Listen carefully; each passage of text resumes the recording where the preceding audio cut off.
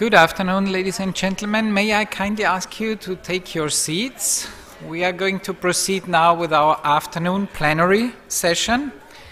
This plenary is titled Human and Robotics Exploration, a Scientific Perspective. This panel was organized by the Committee on Space Research, the COSPAR, and it will be moderated by Mrs. Pascale Ehrenfreund from the Space Policy Institute of George Washington University. Pascale is replacing Professor Giovanni Bignami, who could not be here with us. He's the president of COSPAR. Pascale, please.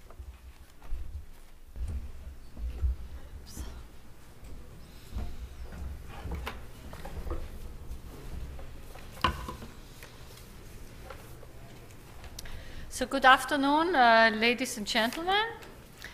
I'm very happy to welcome you to the panel plenary number 4, Human and Robotic Exploration, a Scientific Perspective. And Professor Bignami, the president of the Committee on Space Research, was unfortunately not able to fly. And I will be your moderator. He sends his regrets. And just a few words about COSPAR. COSPAR is the scientific committee of the International Council of Science, and it was founded in 1958, and it represents national science institutions of 44 member countries and a lot of additional organizations, and it reports to the United Nations. And COSPAR has a long-term expertise in international cooperation in space. And I'm the chair of the COSPAR panel on exploration. Co-chair is actually Chris Mckay here, also on the panel. And we are actually chartered to provide scientific advice in support of global space exploration and also to support other organizations with the same mandate.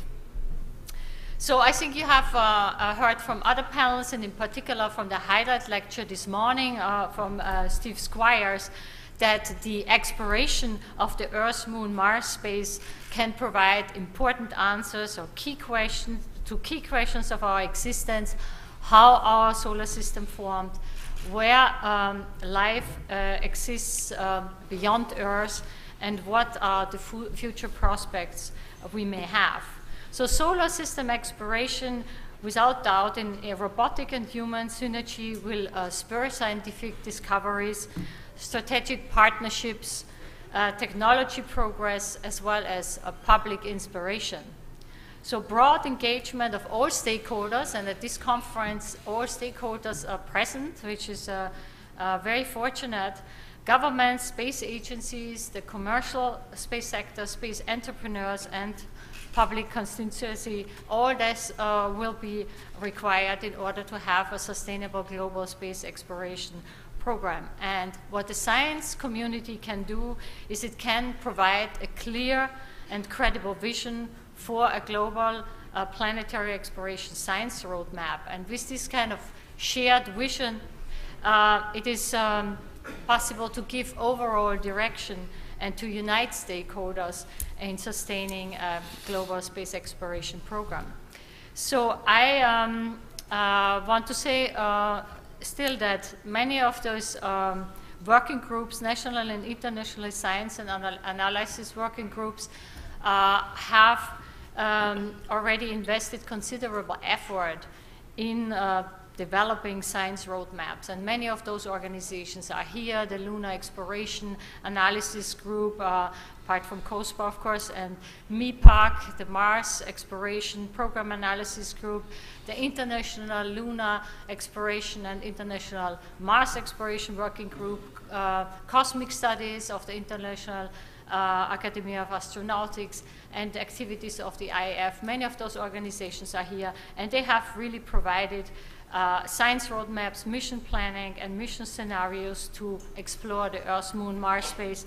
And the scientific community is a pioneer in this kind of international cooperation. So a lot of this has been done, and I have actually, here in the panel, we have 4 outstanding participants which will brief us on research on the International Space Station, search opportunities now where there's a full crew and all facilities available to do a groundbreaking research. Moon missions, near-Earth asteroids missions, including sample return, and also Mars endeavors. I want very briefly to introduce our distinguished panel. This is first speaker will be Dr. Julie Robinson. She's the program scientist for the International Space Station for NASA, and she also serves as a chief scientist for the ISS program and chairs the IIS program Science Forum that is made up of senior scientists of each of the space agencies in the ISS International Partnership. She has an interdisciplinary background in the physical and biological science and has authored more than 50 scientific publications. Our second speaker will be Dr. Stephen Mckay. He's the director of the Lunar and Planetary Institute in Houston, Texas. And Dr. Mckay is an internationally recognized researcher in the field of planetary geophysics. And also his PhD is in geophysics from Canberra, Australia. Then we have Dr. Junichiro Kawaguchi. He's senior fellow at Japan Aerospace Exploration Agency, JAXA. And he was a program director of the Lunar and Planetary Exploration Program Group at JAXA, and also at the same time professor at the University of Tokyo. He's author of numerous books and articles. And he served as the project manager on the Hayabusa project. You will certainly hear about that. The world's first sample return mission from a near-Earth asteroid, which was accomplished in 2010. And also Dr. Kawaguchi just recently received the 2010 Space Achievement Award. And our last speaker of today is Dr. Chris Mckay, planetary scientist of NASA Ames Research Center. His current research focuses on the evolution of the solar system and the origin of life. He's also actively involved in the planning for future Mars missions, including human exploration. Dr. Mckay has also been involved in research in Mars-like environments, and I'm sure you will hear a lot about that. He has traveled to the Antarctic valleys, Siberia, Canadian Arctic, and Atacama and Sahara deserts to study life in Mars-like environments. And he's co-investigator, he was co-investigator on the Huygens probe, as well as the Mars Phoenix lander and the Mars Science Laboratory, which we all hope will be successfully landing in August 2012. There will be presentations of each of those four distinguished scientists, and we will have approximately 20 minutes for questions. And we encourage you to form questions. We will have a little bit more time for discussion than during the other panels, I think, and I wish you a happy listening. Thanks, Pascal. There are two meanings to exploration in common use. One is, of course, to go a place where we've never been before. The other is that meaning of scientific exploration, to investigate a process that we don't understand. And in human space exploration and robotic space exploration both, when you look at them from a scientific perspective, we see those two aspects of the definition combined together. I want to address just briefly why we explore and then look at the space station as an example of a step along the way in human exploration. Of course, humans explore at its root in order to advance our societies, and that is true if you go back to early man moving into a new environment and seeing how the hunting was in a new place.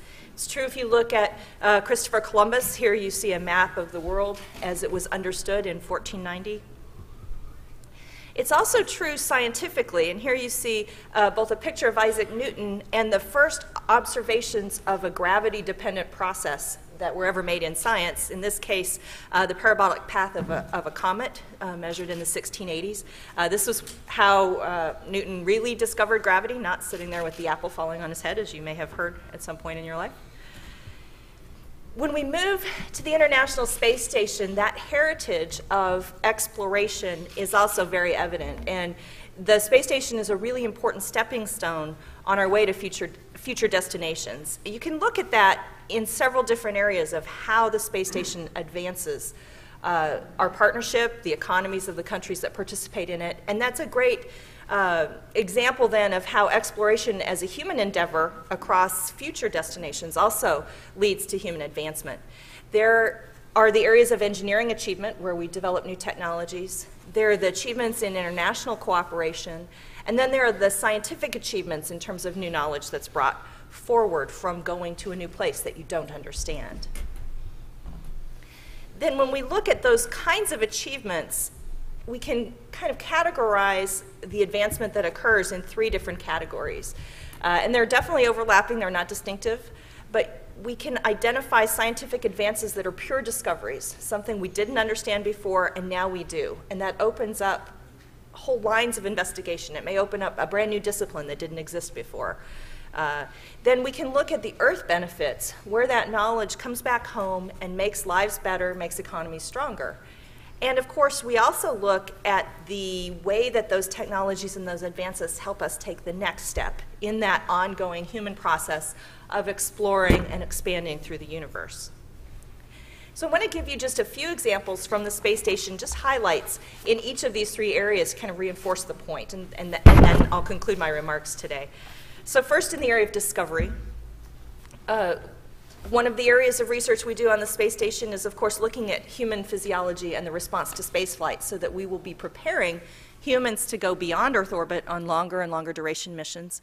Recently, over the past year and a half, it's been discovered that there are significant long-term impacts to vision in many crew members from living in the microgravity environment and the way that that affects their intracranial pressure. Basically, think of doing a spinal tap and seeing high pressure over long durations in some crew members. That's an example of a discovery, 50 years of human spaceflight, and it took long-duration missions with lots of astronauts before we noticed the pattern and realized there was something really significant going on there. We also make discoveries in the physical world because, like that example for Isaac Newton, when you can measure gravity and then when you can control gravity as an experimental variable, you open up the opportunity to understand physical processes in ways you couldn't before. This is a picture of capillary flow in its purest form. We can't study capillary flow in a pure form here on Earth because gravity always masks it or overwhelms it.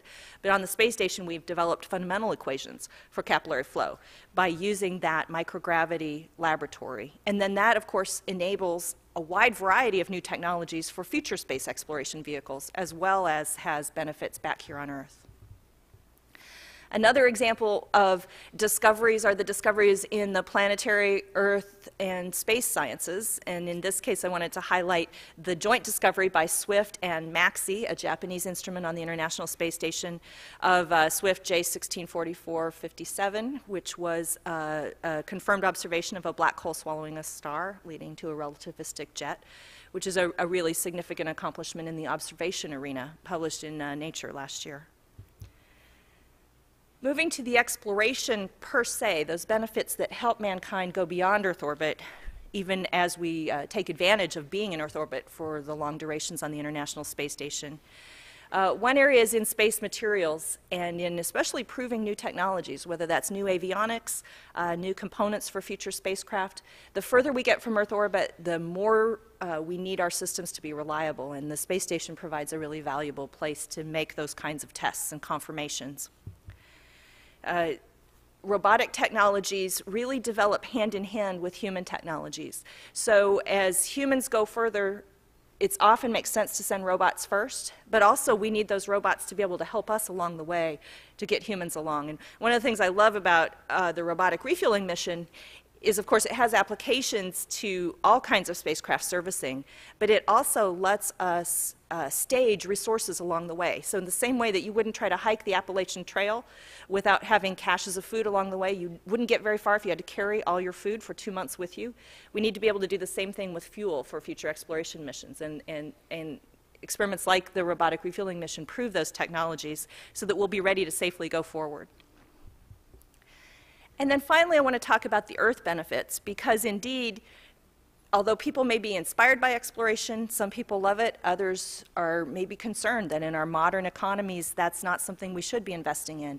And it's these Earth benefits, the way that our advancement then makes life better for human beings every day here on Earth, that is the underlying driver of why governments fund exploration. And that was true in the time of Christopher Columbus, and it's just as true today.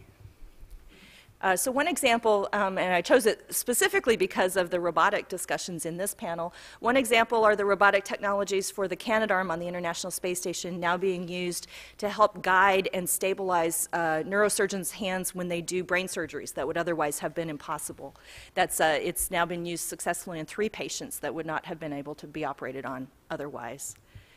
Another example is shifting to scientific discovery, new scientific knowledge, and in this case, several different scientific teams are using the discovery that some kinds of bacteria become more virulent and have new pathways for virulence that were not understood before.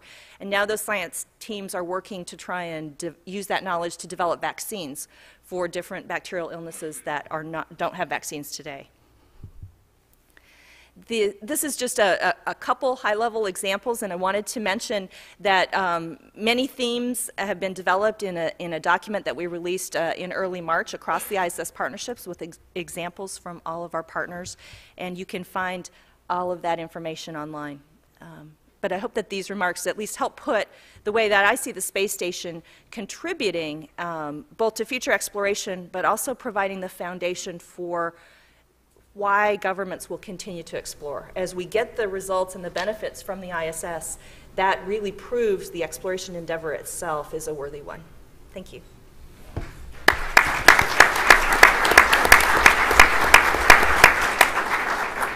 Thank you very much, Julie, and we will continue with the moon and moon missions with Steve Mckay.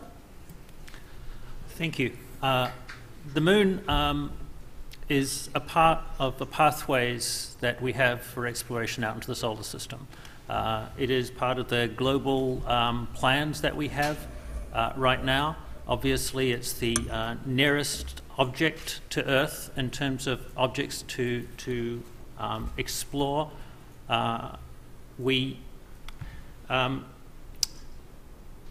It's basically the pathways that we have right now that we're looking at in terms of exploration are either moon first or NEO first.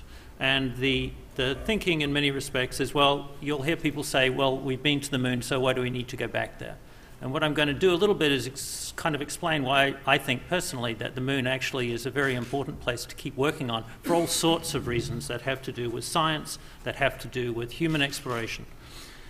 The moon is the nearest NEO to Earth. So I'm starting my colleague's talk here for him. It's the smallest planetary body in the inner solar system with an old planetary surface. As such, it has a record of the early history of the solar system still recorded on it. Evolution of the planetary body halted fairly early on, so the structures represents pretty much the early stages of planetary differentiation, a process that has gone to completion on other bodies such as the Earth and Venus and Mars. In many respects, the moon is an end member. Besides that, it's close and very easy to access. The Apollo astronauts spent 3 days going there and 3 days back. So if there are problems, it's very close to get to and back from. And also, I shouldn't forget to mention that the moon has resources. The gravity well of the moon is about 1/5. It takes about, the escape velocity to get off the moon is about 1/5 of what it takes to get off the Earth. As such, resources that you can exploit on the moon will be potentially very useful once we start to step out into space. They make the feedstock for the fuel depots that we just heard about, for example. Of course, the moon was the first place we went to off-planet. We started out sending robotic spacecraft there, or we tried to send robotic spacecraft there in 1958. Between 1958 and 1968, we flew 47 robotic missions. About half of them were successful. It was really a learning curve for how we can explore space with robotic spacecraft. Of course, in '68, we had the first Apollo mission went around the moon, Apollo 8. At the end of the Apollo era, we kind of stopped exploring the moon robotically for a while. There were several Russian missions, several of which brought samples back, but we didn't actually have that tremendous surge of activity of exploration of the moon eased off. And we really only started it up again relatively recently. And the difference in the exploration of the moon that's happened recently is really, now it's very, very international. In the last decade, we've had 7 missions go to the moon. SMART 1, Kaguya, Chang'e 1, Chandrayaan 1, Lunar Reconnaissance Orbiter, LCROSS, GRAIL. Missions from 6 different nations have flown to the surface of the moon and around the moon in the last decade. This is a tremendous renaissance in many respects, and the data that's come back from those missions has been phenomenal. Much, much greater than, it's far superseded the data we got from previous missions. So the moon is clearly a very important place to go. It's a place you also go to learn how to fly in space. Okay, so as we move forward with these missions, the kind of high points recently are things such as the high-resolution imagery from the LROC camera, the Lunar Reconnaissance Orbiter high-resolution camera, is showing us things we never anticipated from the moon. The M-cubed instrument that flew on Chandrayaan is giving us chemical composition data for the moon.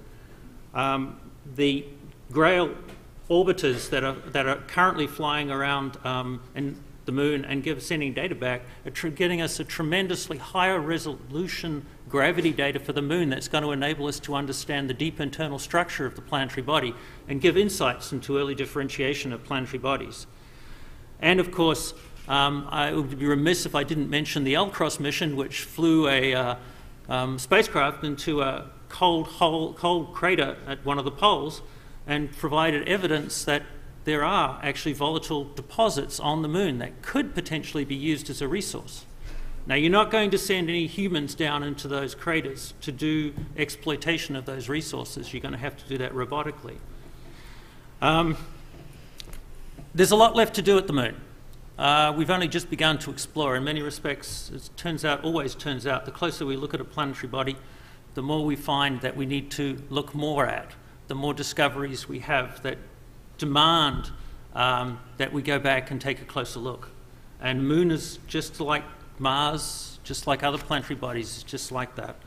So there are many other things that we need to do, and there's a roadmap for lunar exploration for robotic mission activities laid out very carefully and clearly by the Lunar Exploration Analysis Group and by the international groups that do the same. Of course, that's just talking mostly about the robotic side. Obviously, we've sent humans to the moon before, and in previous human roadmaps, we'll be sending humans there first again. Other ideas have us going other places. But we will return humans to the moon, and they will explore the moon, but they won't explore the moon alone. We already have in places such as the desert southwest of the United States, planning activities where humans and robots working together to enable exploration where the robots support human exploration. So we already are planning for the sorts of things that will go on planetary surfaces. Humans are fragile things. They can only do a certain amount of work on a planetary surface. For example, on the moon, you've got 14 days of night and it's cold, and 14 days of light. The robots can explore no matter what, and humans can control them from the safe position of a habitat. Humans also, in terms of just the distance you want to go for a safe habitat, aren't necessarily going to explore far, whereas robots can go much further and be teleoperated from a habitat, or even better, potentially from orbit. In fact, we have the ability right now to put humans in space, and one of the plans is to think about what would happen if we put humans at the Earth-Moon Lagrange 2 point, which is on the backside of the moon. It's a halo orbit, so you would have astronauts up there, and they can drive things around on the surface of the moon. And there are serious considerations to what that would entail. The backside of the moon has many resources that we would like to investigate robotically. And so there are many, many things that we can do on the moon. telerobotically. And one of the most important things too that we want to do is to demonstrate capabilities. It's one thing to drive a rover around if you are sitting in a nice office or a nice lab on Earth and you're driving a rover around on the moon. It's another thing altogether to be sitting in an orbital element where you are trying to work the control systems to be able to operate something on the surface of a planetary body. Now, we're going to be doing this with Mars, no question. So the best place to practice doing it is on the moon. The other things that we would want to do potentially on the moon are things such as, we know that the moon is a very good observation point for some astrophysical observations. In particular, in the radio frequencies, there is the possibility of using the backside of the moon to do observations without the radio interference from Earth. It's one of the most radio quiet places in the solar system is the backside of the moon. And so it offers a unique opportunity to be able to lay down a radio observatory on the backside of the moon. And we would probably be doing that robotically. And quite potentially we would do that remotely, but we would want to be doing that from orbit above the orbit of the moon, or should I say not the orbit of the moon, at a site like L2 where you can actually control the robots that would lay out the arrays that you need. And then there's some serious considerations for this. In terms of more intimate relationships between robots and humans, like many things, it's best to practice well first, and it's best to practice well close to home. And if you're going to have robots working directly with humans, then the place to do this testbed work and robots doing in situ resource utilization, the place to start working on this is a place that you can get to relatively easily that presents the minimal risks that you want to put humans in, and to have them working together intimately. And once you step away from desert environments and test beds like that, then the nearest and best place probably to go, I would argue, is the moon. So I believe that, that the moon has a very important role to play in developing the capabilities for future exploration out beyond the moon, to NEOs, to Mars and beyond, and that the intimate relationship between humans and robots that's going to be necessary to optimize that kind of exploration capability is something that we should seriously think about working up on the moon first. Thank you.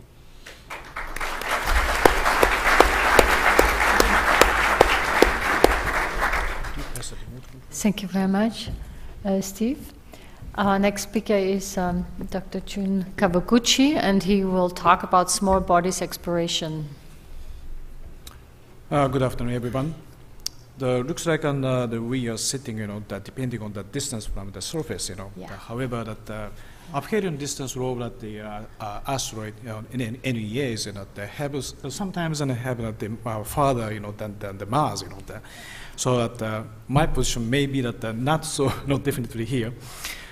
I'm not a scientist, but an engineer, and probably what I'm saying it may not sound so correctly. However, that let me discuss about the small bodies exploration. This slide shows where the star is born, and what is interested in small bodies exploration needs to, first of all, disclose the clues to that ancient solar system. And also that leads to the clues to the interior structure of Earth and the planets. Big and round bodies are differentiated, as he mentioned, and the differentiation that removes the evidence is, what the resource is, or ingredients, from the surface. And the interior structure is hardly known, so that that's why that we have to visit to the small bodies, which is undifferentiated. That will, that tells us how the planets were formed, and we will have the variety of applications, starting from the small bodies.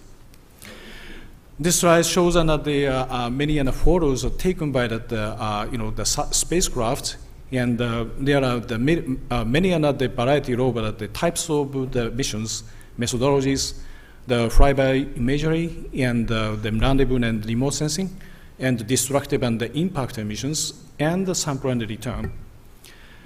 So the first rendezvous with an asteroid was made by the Near Shoemaker mission. The target in which the target was the Eros, and when that touched down to the surface of the Eros, the spacecraft could get a very detailed image of the surface.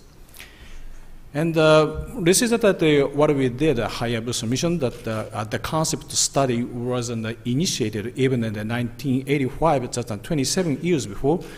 And in the next year of 1986, 26 years before, we had the first the design of the spacecraft on the missions to Anteros for sample and return.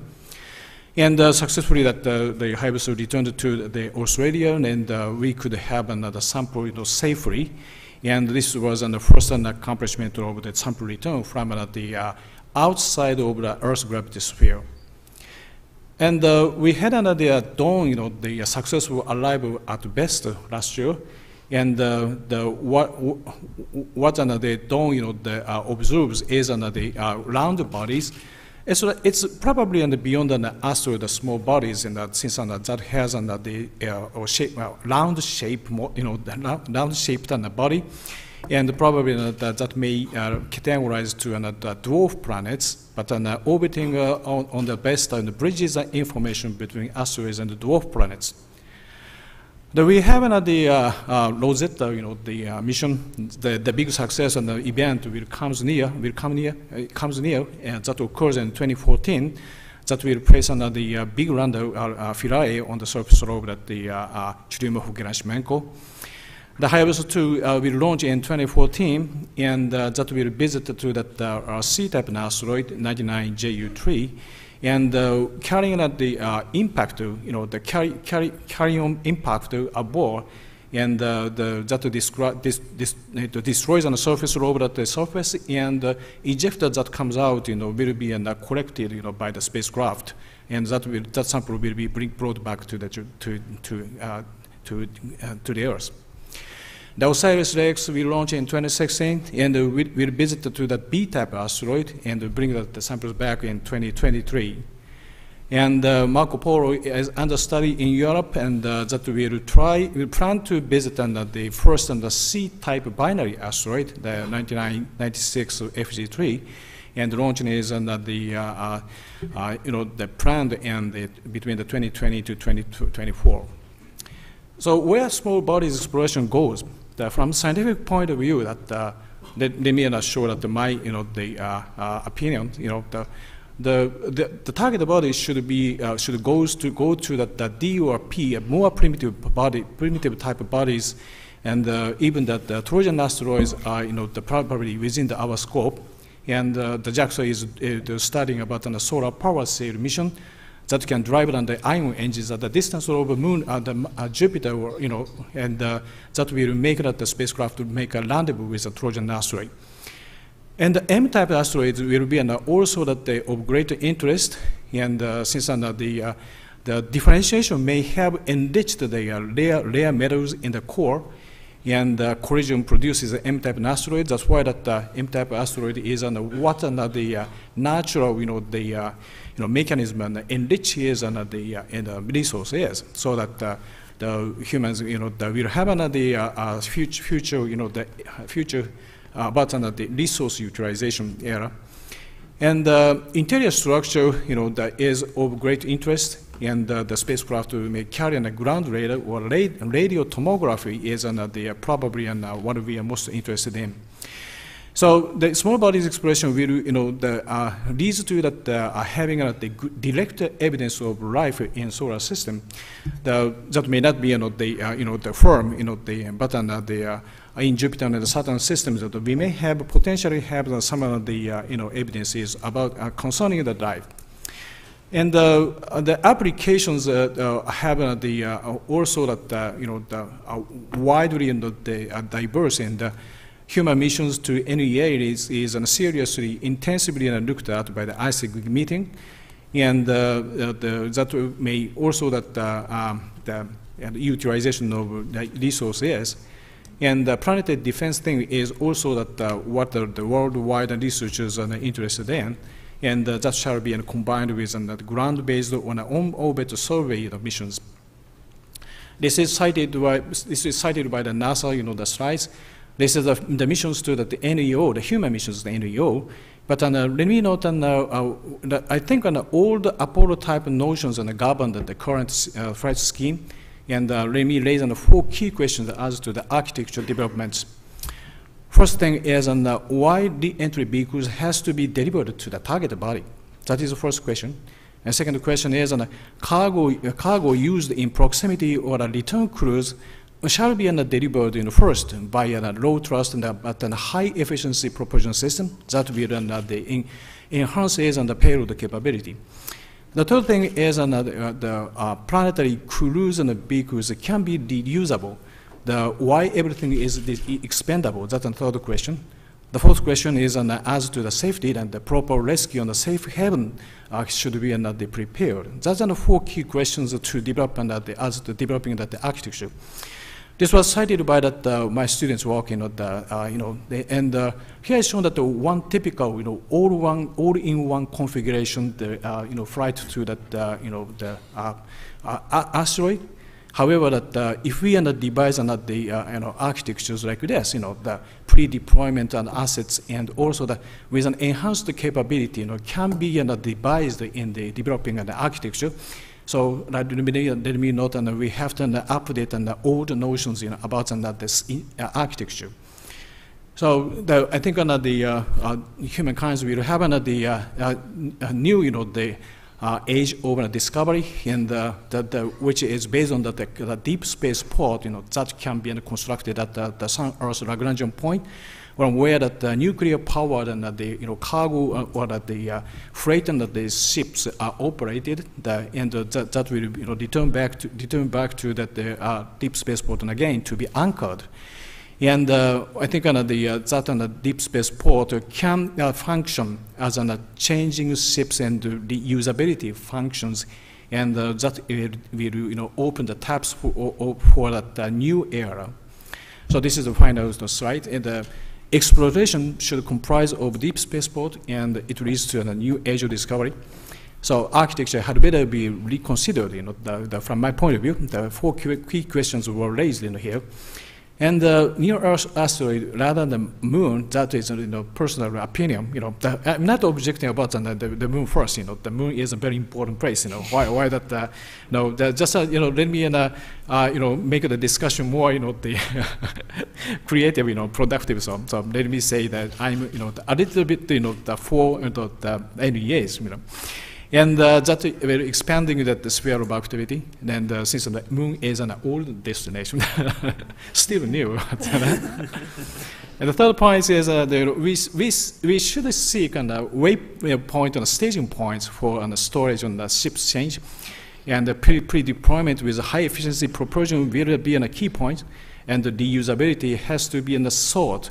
And also the enhanced safety, including such a free return trajectories, those are the key parameters should be incorporated in the developing the architecture. So that is that they are compatible with the flexible paths and round trip voyage, to from a variety of destinations have now become real. And in which the constructing a deep space port at the Sun-Earth Lagrange point is a key parameter in the architecture. So that is applicable not only for the asteroids or the small bodies, but for the many variety of destinations. That's all what I have. Thank you very much.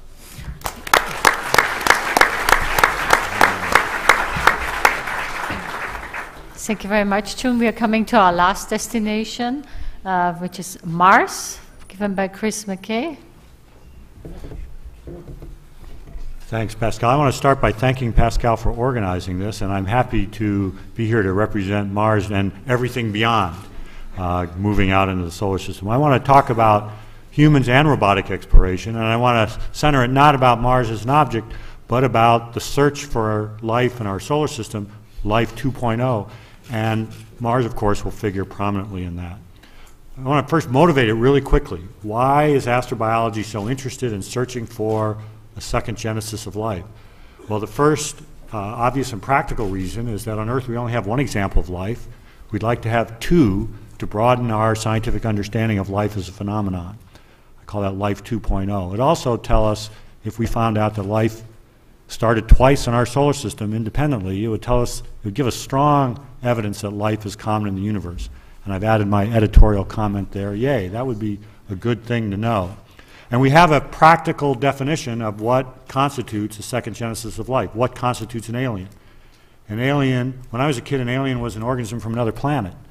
Not anymore. It's not defined geographically, it's now defined biochemically. An alien is an organism that is not on our tree of life, shown here in the diagram. So we know what we're looking for, and hopefully we'll know it if we find it.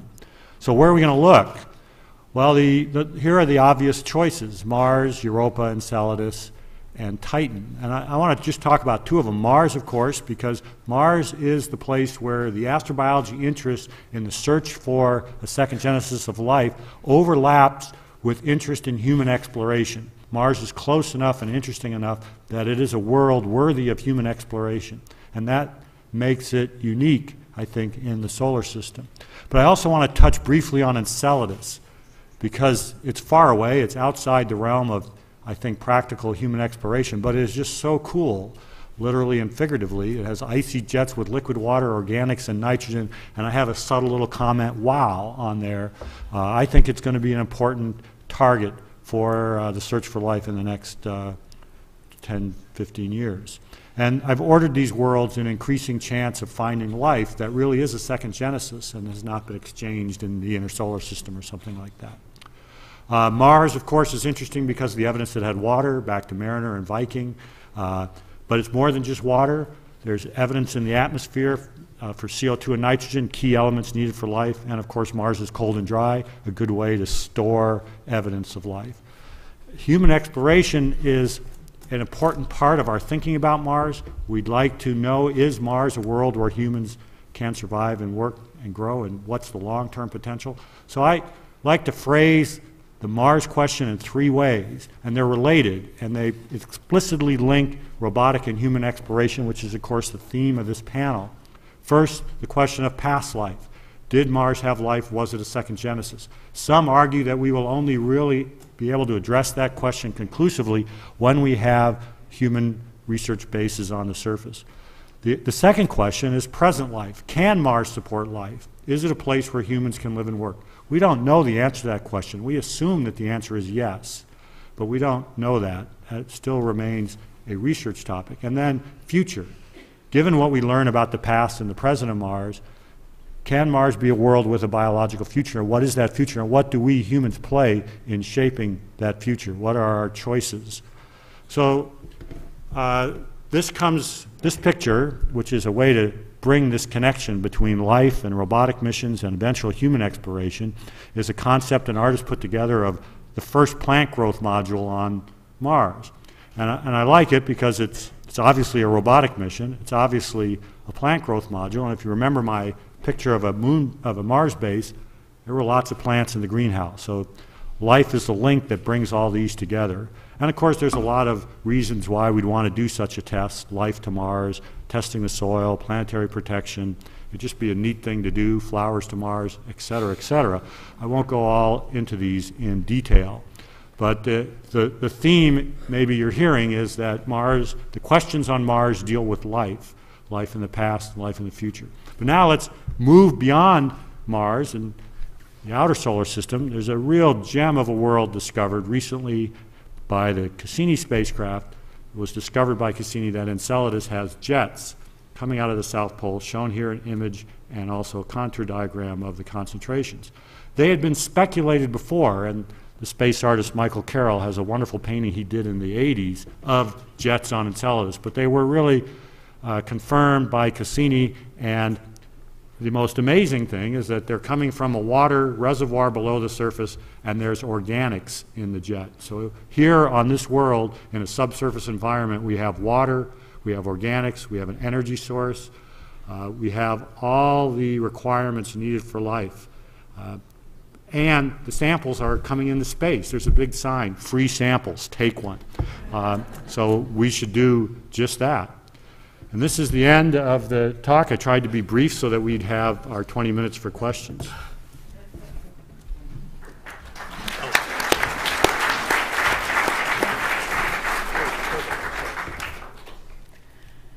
Okay, thank you very much.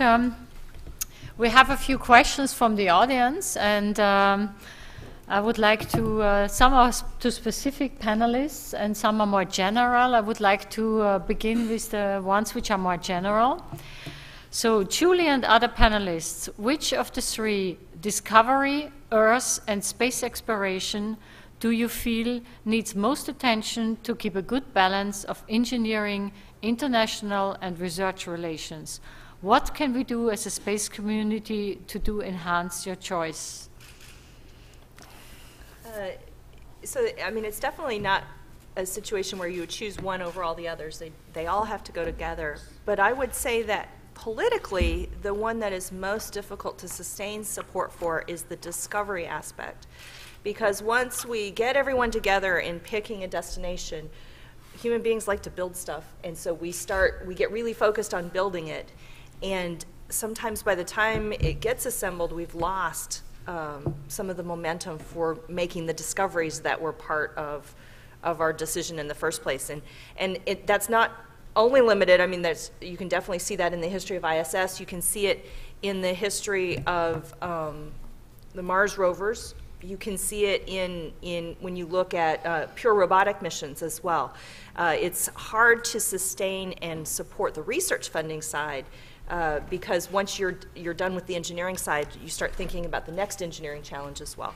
So I think as a community, the reason it's important to pay attention to that research side, and I'm recognizing I'm speaking to a room that probably has a higher proportion of engineers than scientists in the room today, although that we're all here together.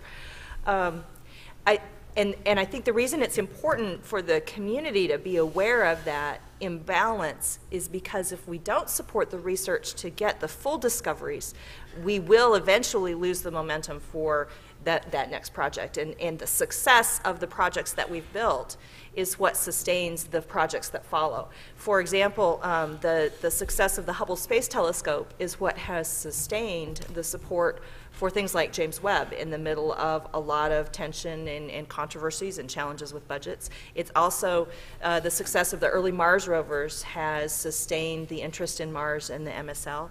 But it's also true that even the success of Apollo decades ago has sustained that interest in discovering and understanding how planets work. So all of those areas show us that if we don't do the research part as well, if we don't provide that support, then we will eventually erode away the foundation of why we explore and how we get the funding to go on to the next destination. I would agree completely that there needs to be a kind of a balance between discovery, Earth and space sciences, or Earth and space exploration. One of the questions that I get asked frequently is, why on earth are we promoting the idea of sending spacecraft or humans out into the solar system when we have all these problems here at home? Shouldn't we just be putting up more spacecraft to do Earth observing and do climate measurements and do other things? Shouldn't we use the money for other purposes? And then I stand up in front of a classroom full of kids and I talk to them about planetary sciences and I see their eyes light up. And I'm reminded that one of the roles that we always have to bear in mind is that we as a community, whether it's scientists talking about the great science that we do in space, or whether it's engineers and designing and building the spacecraft that take us there, or whether it's the astronauts who fly there, the inspiration that's provided that creates the talent pool within this country that takes us into the technology and science areas for the future that enable us to remain a great country are very much enhanced by our planetary science, our space programs, and I think we need to sustain it. So in some ways, I would argue that that you need a balance, but you shouldn't tilt the balance. You certainly shouldn't tilt the balance so hard over that you take away the seed corn that you need to sustain the vitality of this country going forward. I also agree with the two speakers, and the balance between the science and technology, is a very important point. However, if the question is that the science uses or the science depends on the technology, I don't think so. Technology that they shall prove on the science. The science is performed where that human activity reach is. So that the first thing is we have to exploit the new world. That is the exploration. So the technology always puts the science. I emphasize on the significance of the science. But however, if the exploration of the science just uses or depends on the science, that is the uninteresting and boring. So I think expanding our sphere of activity is the key. The parameters. I won't add anything to that previous question, but I was just passed another question, which the previous speakers covered. Just went up. So, you want me to read this other question? Sure. What are the key aspects that need to be looked at when preparing for a balanced human robotic exploration for a long-duration mission like Mars? That's a really good question, and the short answer is we don't know. We don't know what the real challenges are to living and working on Mars. And in this way, I must second what Steve said. We will learn those on the moon. We will learn what the problems are for living and working a long duration on Mars by trying to do it first on the moon. Thank you. There is one question which I think is particular for Julie. As we learn more about human physiology in space, do we also know all that we need to know about the physiological impacts, or is there still research to be done? The psychological impacts. Sorry. Yeah, psychological impacts. I have my glasses. It's a great question, and I think the answer is the same as what Chris said. We don't know what we don't know yet. We do know that when human beings are in tight spaces for long periods of time with isolated and confined, problems happen. And we do simulations, of course, here on Earth in the Antarctic research facilities, in Mars 500, but we're a really long way from actually experiencing no return or 3-year return in a small capsule with 2 of your soon-to-be closest friends. And so there's definitely a lot of work there to be done. On the space station, we have a major effort going on through our International Expert Working Group.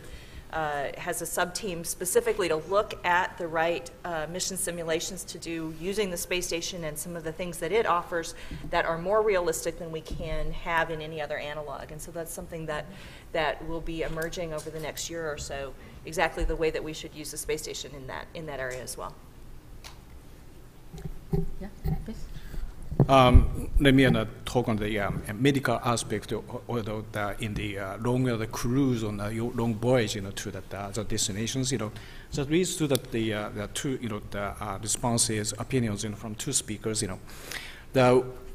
having such a physical effect, on the ISS will give us a very good understanding over how we can survive the long journey, to the destination. In order to maintain the bone, probably an artificial gravity must be used. However, that should accompany with a kind of bed sore, the bed sore, so that shall be solved also as well on the ground. That is common not only in the space but also on the ground.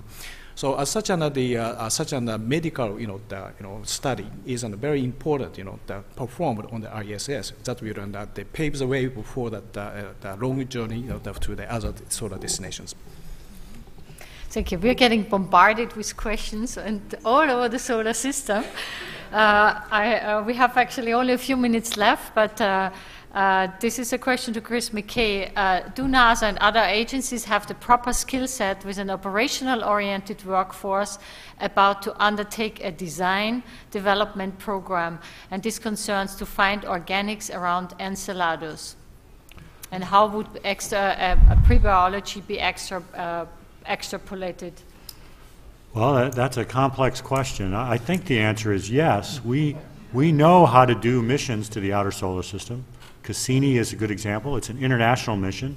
I think that Missions, big missions to the outer solar system will continue to be international, both for fiscal and scientific reasons. I think we know how to do it. We need to define exactly what measurements we want to make as we fly through the plume. If that organic material coming out is indeed a signature of a subsurface biosphere on Enceladus, what would we look for? It's not so obvious. We have some thoughts, but we need to define that. So I think the answer is yes, we know what to do. We just have to get it in the queue. And we have some very specific questions, and maybe the people in the audience could address the speakers, which are really very, very specific. I would like to end with one very general question, also why we are here. Space research has always been of a global nature, and the science community is connected worldwide. What are the next steps for the scientific perspective to support the global exploration roadmap? How can we as a scientific community really help that such a roadmap and international collaboration can be manifested and make real progress? Maybe if anybody of you can make a short statement before we have to close, that would be great. I think in many respects we're doing it right here and now. In essence, the main element of this is communication. One of the things that we noticed about the recent visits of spacecraft from multiple nations to the moon is some of those nations didn't talk to anybody before they flew. Others had instruments from third nations on them. They had so. You know, basically the thing is to be able to be effective going forward in enacting a global exploration program, we need to be able to knock down barriers between nations, to be able to work together on missions, on instruments, and to do so. To be able to do that, we're going to have to minimize some of the roadblocks that are put in the way. And I think everybody in the room knows the word ITAR rather well by now. So there are some big roadblocks, but we have to work against them. You know, those roadblocks didn't stop 2 American instruments being on the Chandrayaan-1 mission to the moon, for example.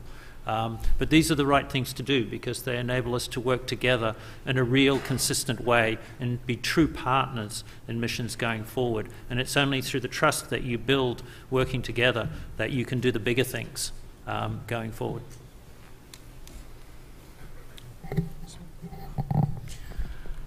How science can contribute to that exploration, that I think on the purpose is and the objective is knowing ourselves, knowing Earth, itself. And Japan was devastated by that the big earthquake last year, and but how that the earthquake occurs is still unknown to us. And also that we have suffered from the greenhouse effect, which is probably due to that let's say carbon dioxide, and that is probably a cause of that greenhouse effect. However, where that the carbon comes from, or that how much of that carbon exists in the beginning of the formation of Earth was hardly known. So we have to look at and look for some of the good evidences of that about those things, that is the surrounding us, and that's a major driver for us to perform the exploration to the solar system destinations.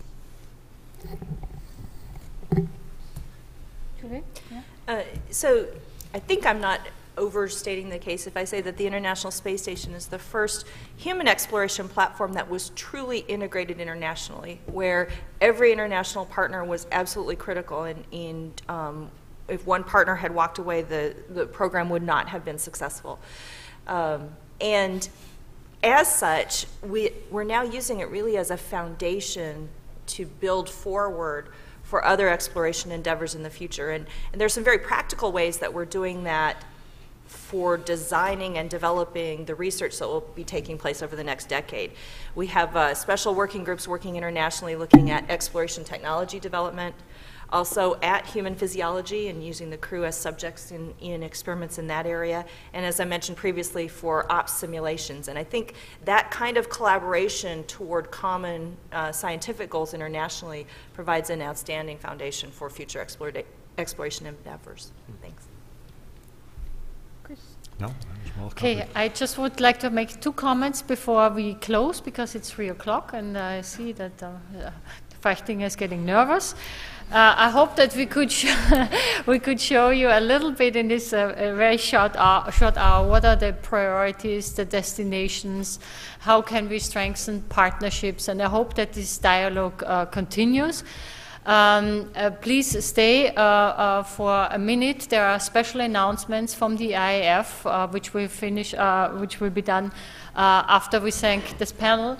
And I want to really thank this panel of expertise, and I hope they have given you some insights and some good ideas. And thank you very much for coming.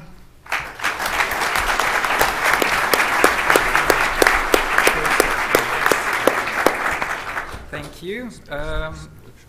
Before inviting you again to the Solarium for Networking Coffee Break, which is sponsored by Pacific International Space Center for Exploration Systems, just a few announcements. We will have the technical session starting again at 3:30 p.m.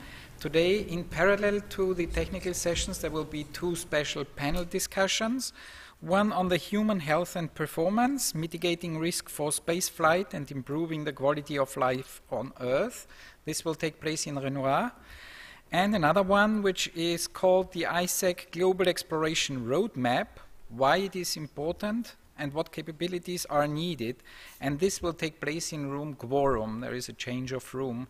Let me also remind you on tonight's off-site reception at the Smithsonian National Air and Space Museum at 7:30. The reception is sponsored by the Platinum sponsor Lockheed Martin, and you will find the map how to get there in your registration bag. And now, thank you very much and enjoy the coffee.